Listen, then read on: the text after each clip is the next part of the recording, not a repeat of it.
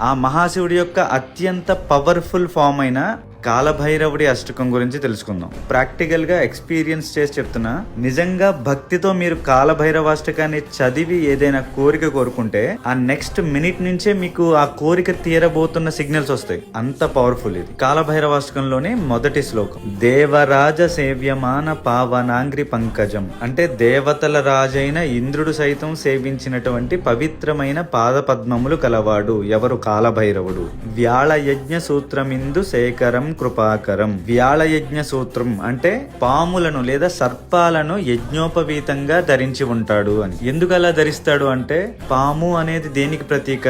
మృత్యువుకి. ఆ మృత్యువునే సునాయాసంగా యజ్ఞోపవీతంగా ధరించాడు అంటే ఆయన మృత్యుంజయుడని. వ్యాళ యజ్ఞ సూత్రం ఇందు శేఖరం కృపాకరం. ఇందు శేఖరం అంటే చంద్రుణ్ణి ధరించినవాడు, కృపాకరం అంటే మనందరి యందు కృప కలిగినవాడు. నారదాది యోగి బృంద వందితం దిగంబరం అంటే నారదుడితో సహా అనేక మంది యోగి బృందాల చేత వందితం దిగంబరం. వందితం అంటే నమస్కరింపబడేవాడు, దిగంబరం అంటే దిక్కులనే అంబరముగా లేదా వస్త్రముగా కలవాడు. అంటే ఏ వస్త్రము లేనట్టు. ఎందుకు ఏ వస్త్రము లేదు? మొత్తం సృష్టి అంతా ఆయనలోనే ఉంది. ఇంకా ఆయన బయటే ఉంటుంది, ఆయన పైన ఉండడానికి ఏమీ లేదు. అందుకనే ఆయన దిగంబరుడు.